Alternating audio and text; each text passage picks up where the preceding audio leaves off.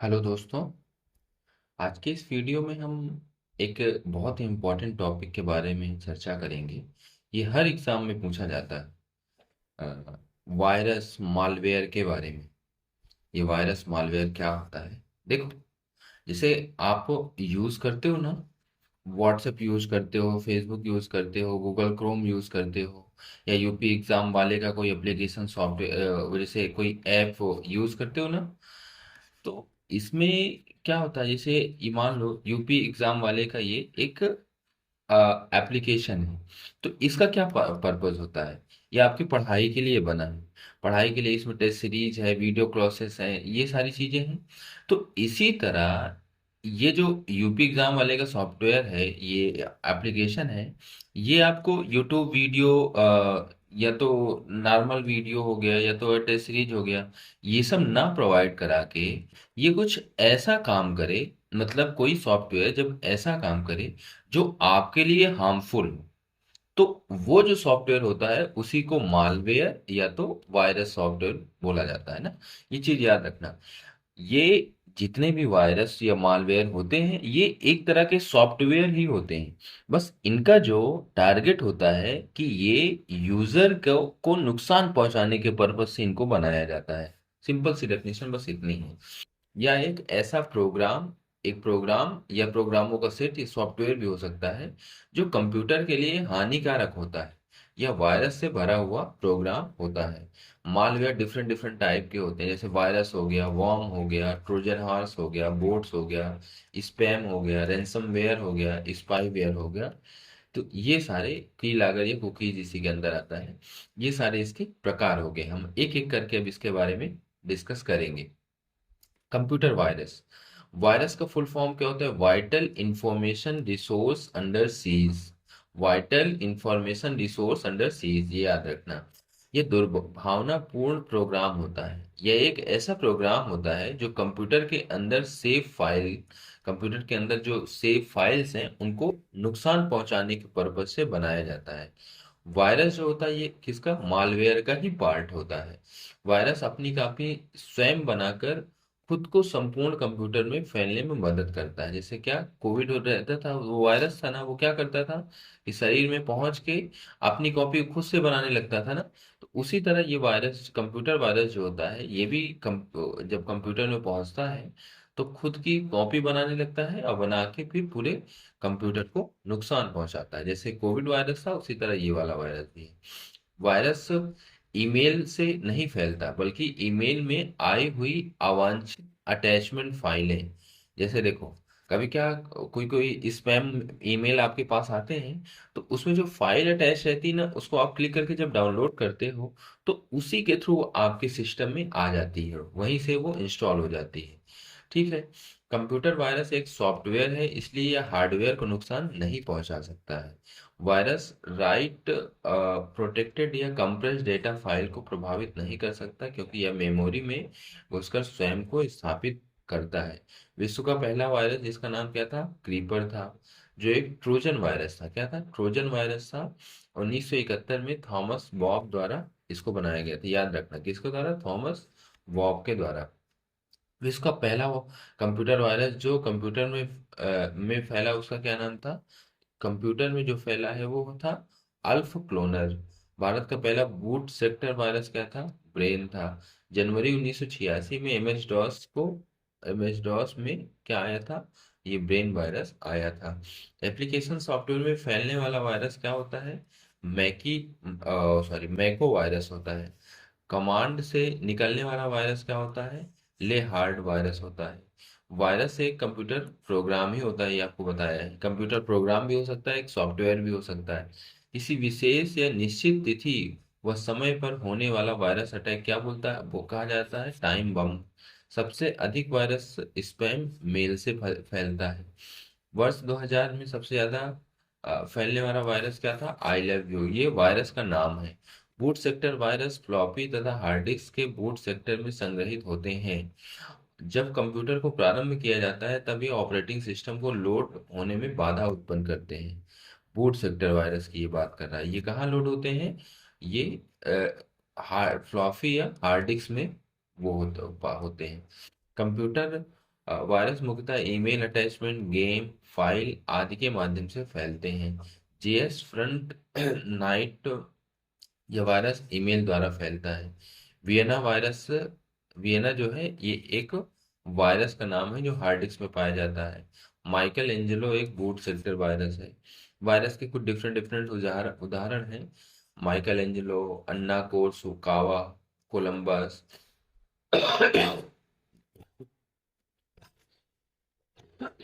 Sorry, Jerusalem, Ripper, Nimda, ऑयस्टेकनेक्स, CryptoLocker, टिम्बा, I love you, Mydoom, ये सारे सारे ये वायरस हैं। अब ये नेक्स्ट है वायरस का नाम वॉर्म। ये इंपॉर्टेंट, ये ज्यादा पूछता है, स्टेटमेंट वाले क्वेश्चन इसे बहुत आते हैं। यह सेल्फ रेप्लिकेटेड होता है। सेल्फ रेप्लिकेटेड का मतलब क्या होता है कि इसकी एक फाइल आपके कंप्यूटर में आती है, अब उसी एक फाइल की मदद से फिर ये अपने आप को आगे बढ़ाता रहता है, बढ़ता रहता है। रेप्लिकेट का मतलब होता है आगे बढ़ता रहता है। तो इसलिए ये धीरे धीरे करके पूरे कंप्यूटर में कब्जा कर लेता है। यह अपनी प्रतिलिपियां स्वयं बनाता रहता है, समझे ना।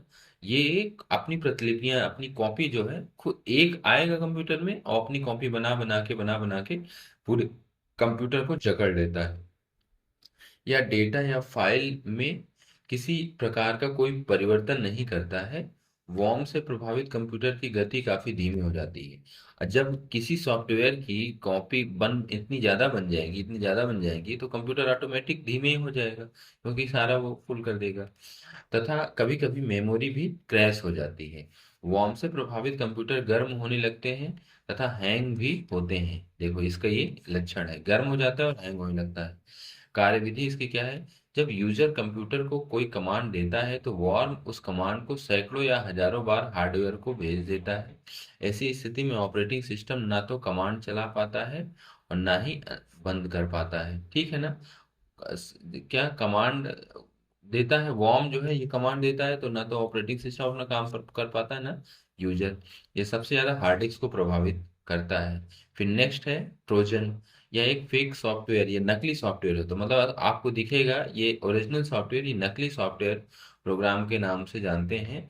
सभी वायरस अपनी कॉपी बनाते हैं लेकिन ट्रोजन हार्स अपनी कॉपी नहीं बनाता, ये चीज याद रखना। ट्रोजन हार्स अपनी कॉपी नहीं बनाता है, यह स्वयं को एक उपयोगी सॉफ्टवेयर की तरह पेश करता है। ट्रोजन की कार्यविधि या डिवाइस की यूजर मतलब प्राइवेसी को पर अटैक करता है। सोपर नाम का ट्रोजन अपने फेसबुक अकाउंट में कुछ पोस्ट कर देता है, ठीक है ना। सोपर नाम का एक ट्रोजन वायरस है जो आपके फेसबुक अकाउंट में कुछ पोस्ट कर देता है, शॉपिंग साइट पर रिव्यू आदि देने के काम में आता है, ठीक है ना। ये एक सॉफ्टवेयर है जो नकली होता है लेकिन वो अपने आप को ऐसे प्रेजेंट करेगा ना कि वो ओरिजिनल है। ये इसमें वो होता है। और ये एक चीज और है कि अपनी ये कॉपी नहीं बनाता है। फिर नेक्स्ट है स्पाईवेयर। यह जासूसी करने वाला सॉफ्टवेयर है। यह दो प्रकार का होता है। एक है की लॉगर, यह यूजर द्वारा टच या दबाई गई कीज को रिकॉर्ड करता है। क्या करता है? जो आप मोबाइल में अगर ये वायरस आपके उसमें आ गया तो जो भी आपकी प्रेस करोगे ना उसका वो पूरा रिकॉर्ड रखेगा। और ये फिर उसके बाद ये कुकीज। कुकीज आपको मैं इंटरनेट वाले भी थोड़े दिन पहले बताया हूँ ना। ये क्या करते हैं कि आप जो ब्राउजिंग करते हो ना उसको सेव करके आपके सेशन को या आपके जो डेटा होते हैं छोटे मोटे आपके डिवाइस में सेव करके रखता है। तो इसी तरह क्या करते हैं जो ये हैकर होते हैं, ये कुकीज स्टोर करके उसका जो डेटा है उसका प्रयोग कर लेते हैं हैकिंग के लिए। ये वेब ब्राउजर की सर्च सर्च हिस्ट्री से यूजर के सर्च रिलेटेड जानकारी का पता लगाता है। उसी कुकीज का फायदा उठाते हैं और हार्मफुल काम के लिए। फिर उसके बाद ये दो अटैक हैं, एक डीओएस अटैक और एक डीडीओएस अटैक। ये दोनों बहुत इंपॉर्टेंट, इसको ध्यान रखना ना, ये बार बार पूछे जाते हैं। सेवा का पूर्ण लाभ न उठा पाना डीओएस अटैक कहलाता है, ठीक है। अभी इसको मैं सब एग्जांपल के थ्रू समझाऊंगा। डीओएस अटैक का फुल फॉर्म क्या है? Daniel of service attack. ये एक साइबर हमला है जिसमें हैकर किसी सर्वर, नेटवर्क या वेबसाइट को इतना ज्यादा ट्रैफिक भेजता है कि वह ठप हो जाता है और वैध उपयोगकर्ता उसे एक्सेस नहीं कर पाता है। देखो मैं पहले इसको बता दूं आपको। जैसे मान लो ये एक कंप्यूटर है, इसमें कुछ चल रहा है और एक कंप्यूटर यहाँ पे। अगर इसको ये यहाँ से इसको अटैक करना है, तो यहाँ से ये क्या करेगा, ये रिक्वेस्ट भेजेगा। और ये इतनी ज्यादा रिक्वेस्ट भेज देता है, इसके पास ये इतनी ज्यादा रिक्वेस्ट भेज देता है कि ये अपना काम जो है वो प्रॉपर कर ही नहीं पाता है। कोई वेबसाइट वो है या कुछ है, वो सही से चल ही नहीं पाएगी, ये इतनी ज्यादा रिक्वेस्ट भेजेगा। तो ये जो होता है, ये होता है डीओएस अटैक। अब एक होता है डीडीओएस अटैक। ये क्या होता है, इसमें तो एक ही कंप्यूटर रिक्वेस्ट भेजता है। लेकिन डीडीओएस में क्या होता है, डिफरेंट डिफरेंट लोकेशन से कई सारे कंप्यूटर होते हैं, जो एक ही कंप्यूटर जिसमें अटैक करना होता है, उस कंप्यूटर में सब एक साथ मिलके रिक्वेस्ट भेजते हैं, सब एक साथ मिलके रिक्वेस्ट भेज देते हैं। तो इससे क्या होता है कि बहुत ज्यादा ट्रैफिक जनरेट होता है। अब कई सारे एक ही रिक्वेस्ट नहीं भेजते हैं, कई सारी रिक्वेस्ट भेजते हैं। तो इससे क्या होता है कि बहुत सारा ट्रैफिक जनरेट हो जाता है। और जब ट्रैफिक जनरेट हो जाता है, तो ये इसका जितना कार्य है वो सब रुक जाता है, आदमी परेशान होता है। तो ये होता है DDoS अटैक। अब इसी से सारे पॉइंट डेराइव होंगे, ये चीज, ये एग्जांपल याद रखना। डीओएस अटैक में क्या होगा कि एक ही कंप्यूटर होगा और किसी एक दूसरे कंप्यूटर को टारगेट करके इतनी ज्यादा रिक्वेस्ट भेज देगा कि वो परेशान हो जाएगा और उसका सारा काम ठप हो जाएगा। ये होता है डीओएस। इसमें ट्रैफिक थोड़ा कम होता है इसके तुलना में। और डीडीओएस में क्या होता है, इसमें कई सारे डिफरेंट डिफरेंट लोकेशन पे कंप्यूटर रखे रहते हैं, और जिसको टारगेट करना होता है, जिस कंप्यूटर में अटैक करना होता है, वो खूब सारी रिक्वेस्ट एक साथ उस भेजते हैं। और जब एक साथ रिक्वेस्ट भेजते हैं, तो वो क्या, ट्रैफिक बहुत ज्यादा हो जाता है।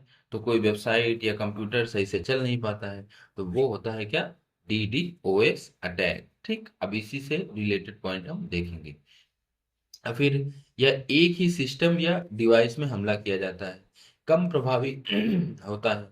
प्रभावी होता है, लेकिन डीडीओएस की तुलना में कम प्रभावी होता है, क्योंकि हमले का सोर्स सीमित होता है। हमले का सोर्स होता है वो एक ही होता है, सीमित होता है।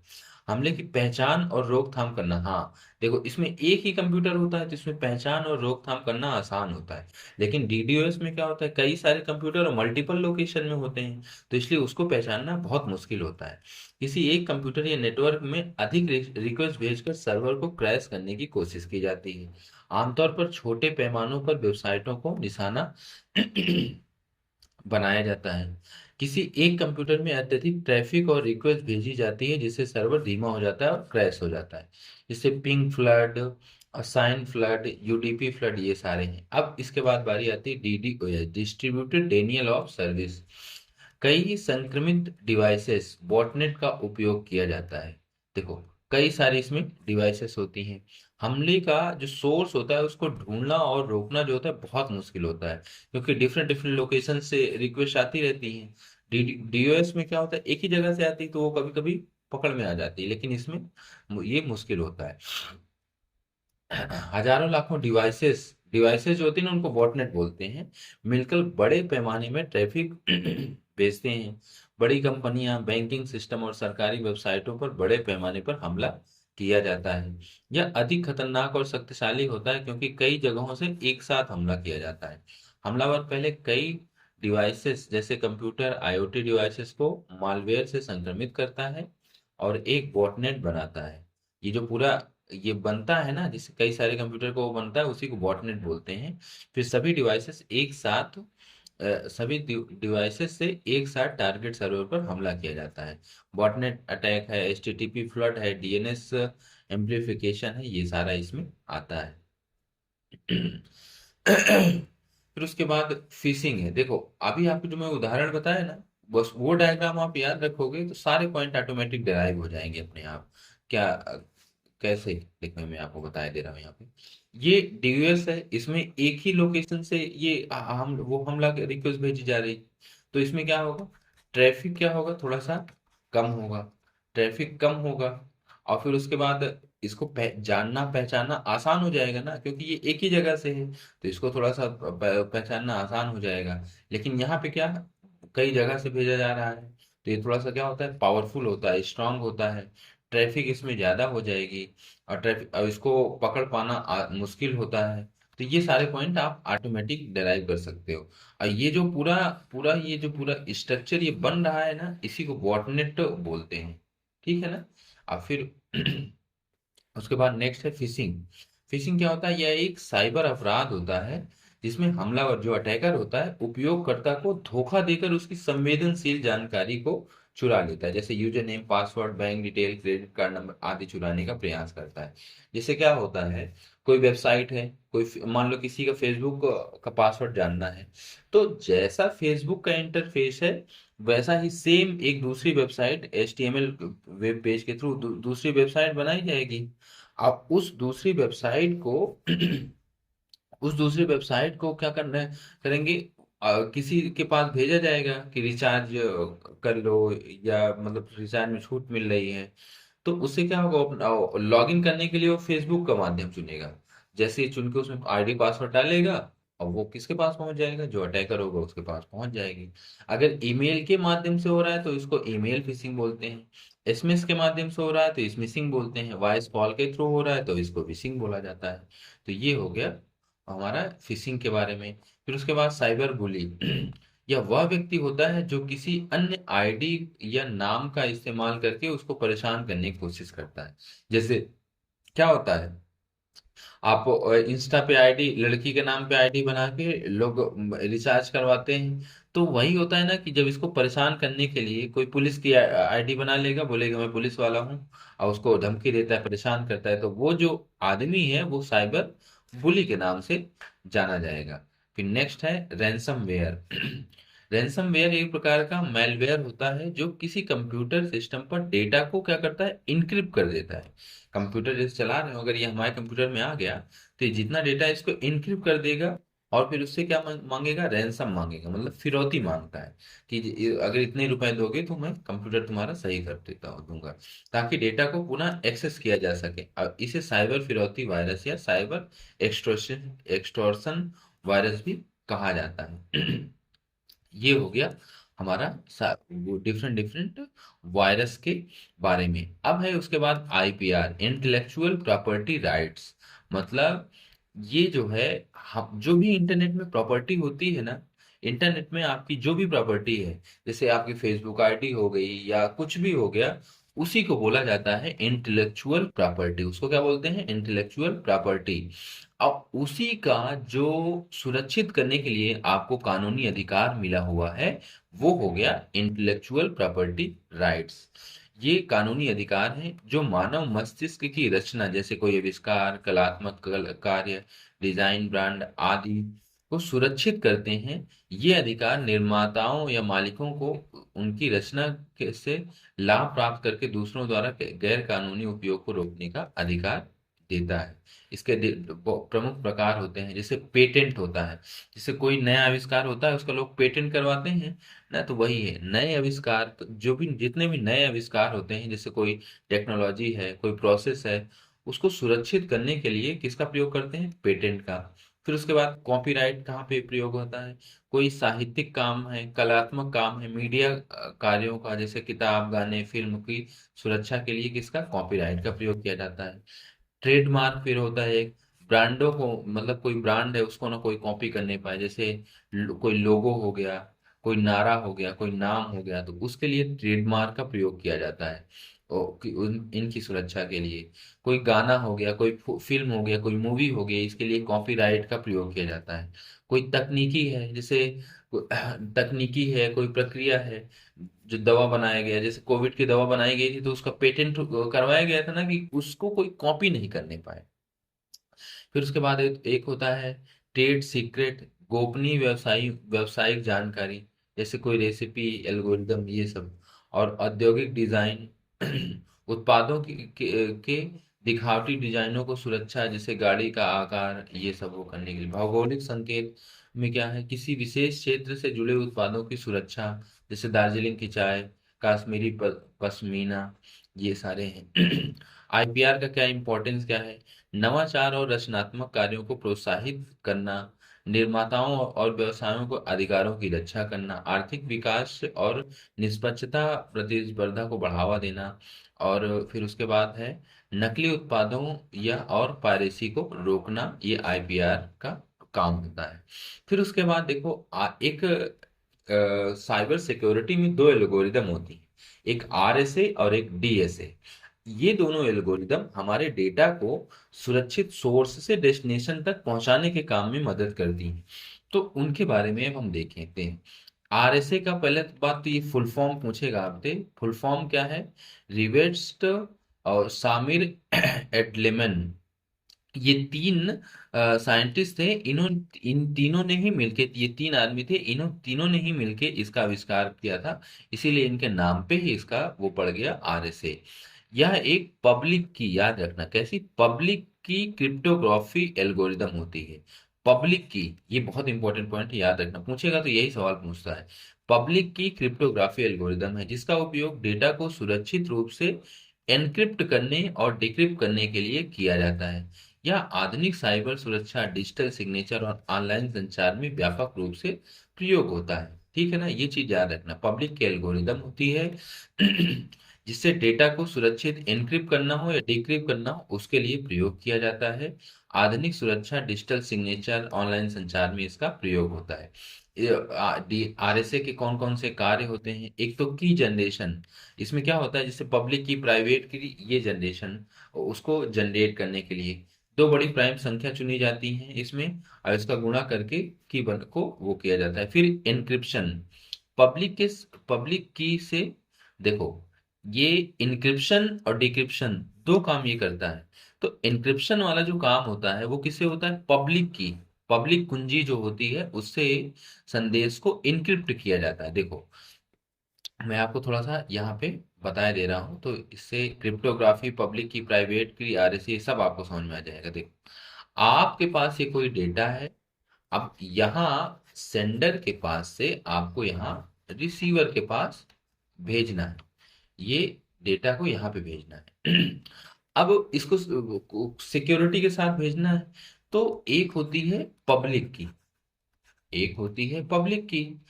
अब ये होता क्या है कि ये जो हमारा डेटा है, इसी को हम शुरू में जब होता है ना, इसको बोलते हैं प्लेन टेक्स्ट, इसको बोला जाएगा प्लेन टेक्स्ट। अब प्लेन टेक्स्ट को इनक्रिप्ट करने के लिए, प्लेन टेक्स्ट को इनक्रिप्ट करने के लिए किसका प्रयोग किया जाएगा? पब्लिक की का प्रयोग किया जाएगा। किसका? पब्लिक की का प्रयोग किया जाएगा। अब जब ये वापस से रिसीवर के पास आएगा ये डेटा, तो ये क्या, ये एक प्राइवेट की का प्रयोग करेगा। किसका प्रयोग करेगा? प्राइवेट की का प्रयोग करेगा। अब इस प्राइवेट की मदद से, देखो ये यहाँ पे अभी क्या था, प्लेन टेक्स्ट। अब प्लेन टेक्स्ट को ये किसमें, साइफर टेक्स्ट में, ये पब्लिक की जो होती है साइफर टेक्स्ट में बदल देती है। ये यहाँ जो प्राइवेट की रिसीवर की साइड होगी, ये साइफर टेक्स्ट को क्या क्या करेगी, प्लेन टेक्स्ट में बदल देती है। तो ये काम होता है। प्राइवेट की जो होती है रिसीवर के एंड में काम में आती है, पब्लिक की जो होती है ये कहाँ काम आती है, ये सेंडर के एंड में काम में आती है। तो बस इतना आपको ध्यान रखना है। तो ये वही है, अगर इंक्रिप्शन करना है तो ये सेंडर के साइड में होगा, सेंडर के साइड में होगा तो पब्लिक की का प्रयोग किया जाएगा। डिक्रिप्शन करना है तो ये रिसीवर के साइड में होगा, और यहाँ पे प्राइवेट की का प्रयोग किया जाएगा। ठीक है ना, इसमें साइफर, ये सीफर लिखा है, CIPHER, साइफर टेक्स्ट को प्लेन टेक्स्ट को में कन्वर्ट करने के लिए काम में ये आती है। फिर उसके बाद नेक्स्ट है आरएसए का उपयोग कहाँ पे होता है? SSL TLS वेबसाइटों में जो HTTPS से सुरक्षित कनेक्शन जो होता है, वहाँ पे आरएसए एल्गोरिदम प्रयोग होती है। डिजिटल सिग्नेचर में डेटा की प्रामाणिकता सत्यापित करने के लिए, ईमेल को एन्क्रिप्ट करने के लिए, PGP जैसी प्रणालियों में, जो VPN नेटवर्क बनता है, वर्चुअल प्राइवेट नेटवर्क, सुरक्षा डेटा को लिए वहां भी आरएसए एल्गोरिदम का ही प्रयोग किया जाता है। आरएसए असिमेट्रिक क्रिप्टोग्राफी का उदाहरण है। किसका? Asymmetric cryptography. ठीक है ना, जो दो अलग अलग कीज, पब्लिक की और प्राइवेट की, दोनों का प्रयोग करते हैं। ये थोड़ा सा स्लो होता है, इसलिए बड़े डेटा को इनक्रिप्ट करने के लिए AES जैसे सिमेट्रिक की एल्गोरिदम का प्रयोग किया जाता है। फिर DSA, digital signature algorithm. DSA एक पब्लिक की क्रिप्टोग्राफी है, वो भी पब्लिक की क्रिप्टोग्राफी थी, ये भी पब्लिक की क्रिप्टोग्राफी थी। यहाँ पे आपको एक पॉइंट ये याद रखना है, कैसी है, एसिमेट्रिक क्रिप्टोग्राफी। ठीक है ना, ये भी पूछा जाता है।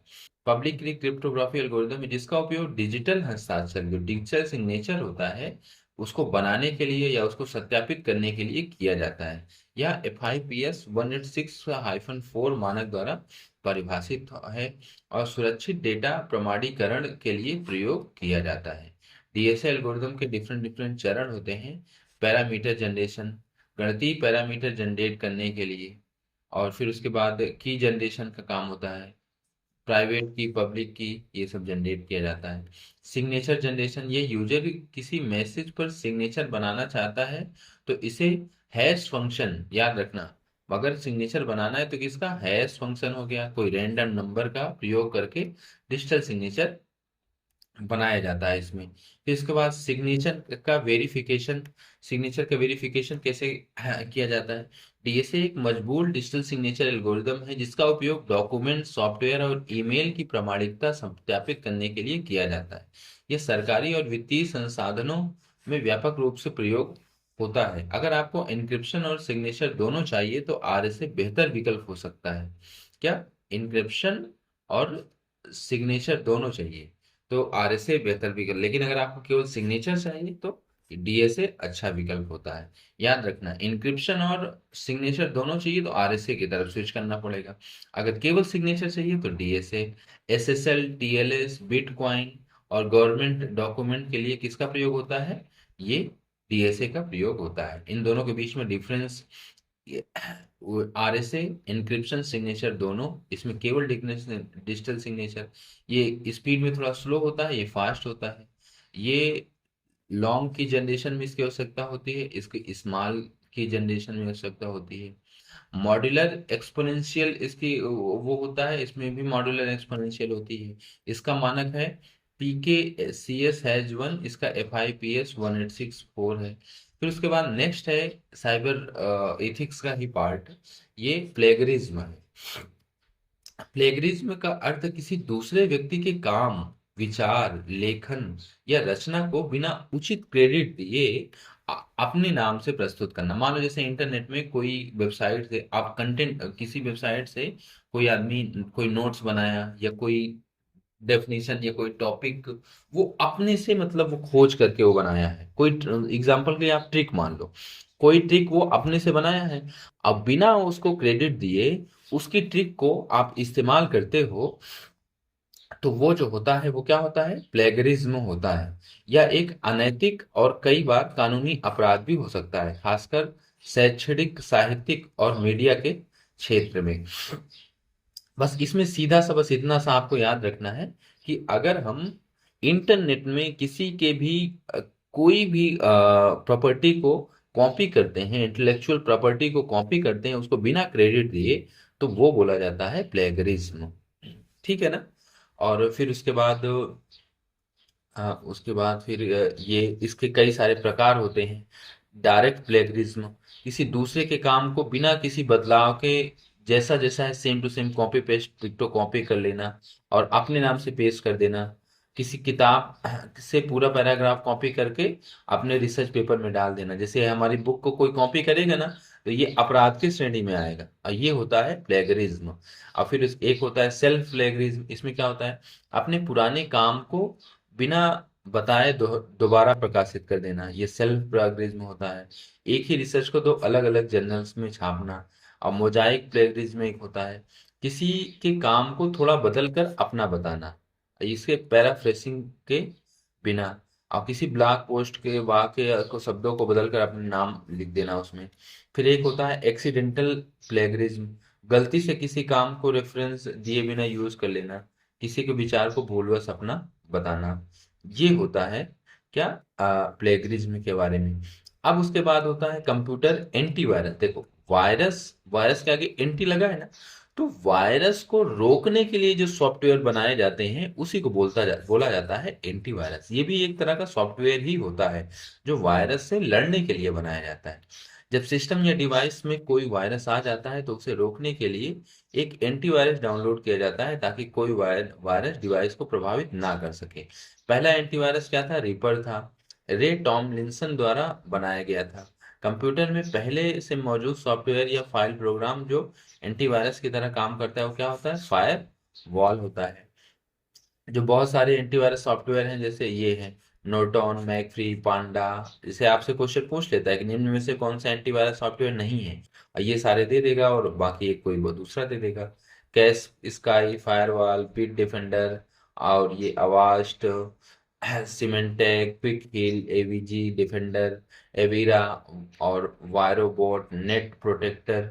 और फिर एक होता है क्रैकर। ये क्रैकर क्या होता है, ऐसा व्यक्ति जो जो गलत मकसद से किसी सॉफ्टवेयर की हेल्प से पासवर्ड हैक करता है, इसे ब्लैक हैट हैकर भी कहा जाता है, जो पासवर्ड को गलत तरीके से हैक करता है। फिर उसके बाद नेक्स्ट टॉपिक है हमारा साइबर सुरक्षा। इंटरनेट पर होने वाले साइबर हमलों से डिवाइस को बचाना ही क्या बोला जाता है, साइबर सुरक्षा बोला जाता है। गृह मंत्रालय के सभी प्रकार के साइबर अपराध से सम्मिलित और व्यापक तरीके से निपटने के लिए 2018 में भारतीय साइबर अपराध समन्वय केंद्र 14C की स्थापना की गई थी। जनवरी 2018 में इलेक्ट्रॉनिक और सूचना प्रौद्योगिकी मंत्रालय ने भारत में साइबर सुरक्षा पारिस्थितिकी तंत्र को मजबूत करने के लिए के लिए साइबर सुरक्षित भारत लॉन्च ऐप किए थे। भारत लॉन्च, ये एक इनिशिएटिव लॉन्च किया गया था।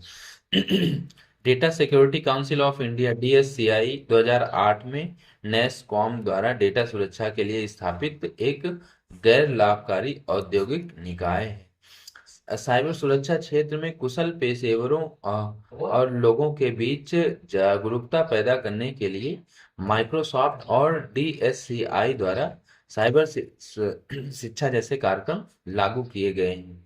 राज्य, केंद्र शासित प्रदेश, पुलिस के जांच अधिकारियों को प्रारंभिक चरण में साइबर फोरेंसिक सहायता प्रदान करने के लिए 14C के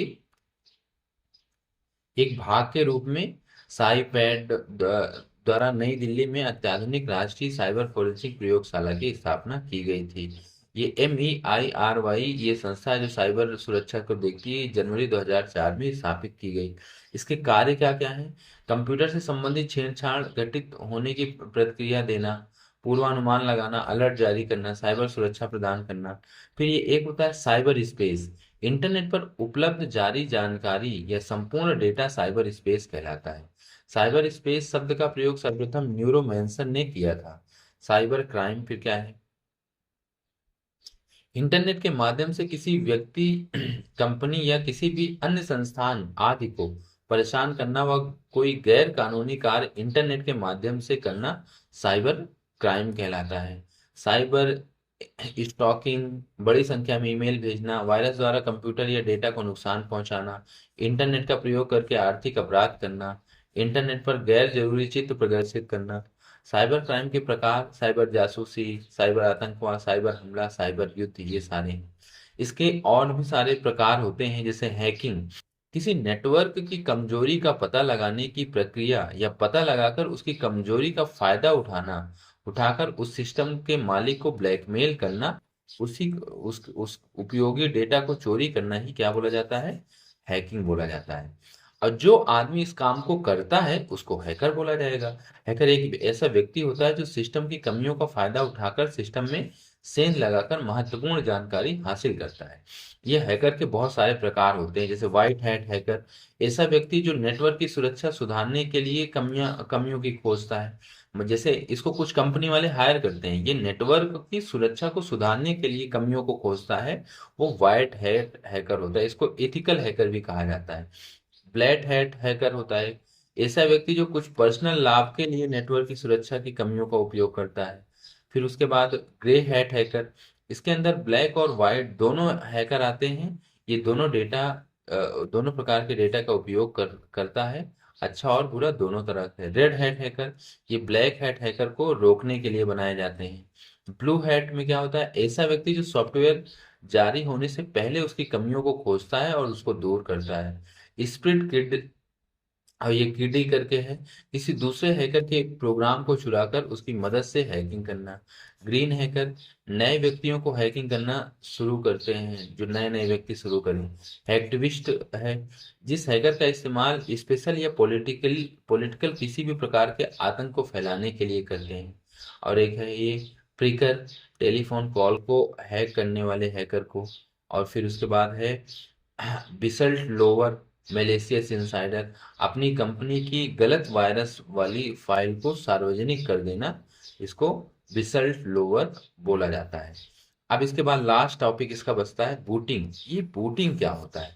जब कंप्यूटर ऑन करते हो आप, तो उस समय जब कंप्यूटर ऑन होता है तो वो जो प्रोसेस है ना, उसी को बूटिंग बोलते हैं। कंप्यूटर की मुख्य मेमोरी रैम में ऑपरेटिंग सिस्टम को लोड करने की जो प्रक्रिया होती है, उसी को बूटिंग कहलाता है। ये कब होता है? जब कंप्यूटर चालू किया जाता है। कंप्यूटर चालू करने की प्रक्रिया को भी बूटिंग कहा जाता है। यह दो प्रकार की होती है। कोल्ड बूटिंग, जब कंप्यूटर पूरी तरह से ऑफ मतलब बंद होता है और फिर उसे आप वो पावर बटन दबाकर चालू करते हो, तो यह कोल्ड बूटिंग कहा जाता है। और इसमें कंप्यूटर की सारी मेमोरी और सिस्टम एकदम शुरू से लोड होता है। फिर एक होता है वार्म बूटिंग, जब हम कंप्यूटर को बंद किए बिना रीस्टार्ट करते हैं, तो उसे वार्म बूटिंग कहते हैं। जैसे जब कंप्यूटर हैंग हो जाता है या कोई नया सॉफ्टवेयर इंस्टॉल करते हैं, तो बाद में हमें कंप्यूटर को दोबारा चालू करना पड़ता है, तो हम रिस्टार्ट करते हैं, तो इसके लिए control alt plus delete button दबा के रिस्टार्ट किया जाता है। तो वो जो होता है वो क्या बोला जाता है? वार्म बूटिंग बोला जाता है। फिर ये है सलामी अटैक, बड़े स्तर पर छोटी मोटी चोरी करना, जैसे किसी बैंक अकाउंट से केवल एक पैसे की चोरी करना, सलामी अटैक बोला जाता है। मतलब ये शुरुआत है। ईमेल बॉम्बिंग, किसी एक ही व्यक्ति को टारगेट करके एक ही समय में बहुत सारे मेल भेजना, ईमेल बॉम्बिंग बोला जाता है। इसी तरह कॉल बॉम्बिंग भी होती है, एक ही समय में कई सारे कॉल, कई सारे ओटीपी भेजना, यही कॉल बॉम्बिंग। फिर ये है बॉटनेट अटैक, एक प्रकार का ये साइबर हमला है जिसमें हैकर कई संक्रमित कंप्यूटर, जिसमें बॉट्स या जो भी कंप्यूटर कहा जाता है, को नियंत्रित करके एक बड़ा नेटवर्क बनाते हैं। अब इनका उपयोग विभिन्न खतरनाक गतिविधियों के लिए किया जाता है, जिस जो मेलवेयर फैलाना, डिवाइसेस को कंट्रोल करना, साइबर हमला करना। जैसे डीडीओएस में आपको बताया था ना, जो पूरा स्ट्रक्चर बनता था उसको ही को बॉटनेट बोलते हैं। इसके अंतर्गत डीडीओएस, स्पैम भेजना, डेटा चोरी करना और क्रिप्टो माइनिंग करना, ये सब है। देखो, एक ही वीडियो में पूरा जितने भी साइबर सिक्योरिटी से रिलेटेड इंपॉर्टेंट चीजें हैं, वो मैं आपको क्लियर करके बताया हूँ। इससे एक दो क्वेश्चन तो हर बार पूछ लिया जाता है, तो इसलिए ये बहुत इंपॉर्टेंट वीडियो है। अब नेक्स्ट हमारा अ, जितना बुक के जितने भी इसी तरह एक्सप्लेनेशन के साथ हमारा बैच पेड ग्रुप चल रहा है टेलीग्राम में, अगर आपको ज्वाइन करना है तो ये थंबनेल में आईडी दी गई, इस पे आप मैसेज करके ज्वाइन कर सकते हो। इसी तरह सारा टॉपिक, एडवांस टॉपिक का, artificial intelligence, deep learning, MCQ के साथ एमसीक्यू क्वेश्चन हो गया, छोटे शॉर्ट नोट्स हो गया, ये सब प्रोवाइड करा के वहाँ पे हमारा एक बैच चल रहा है।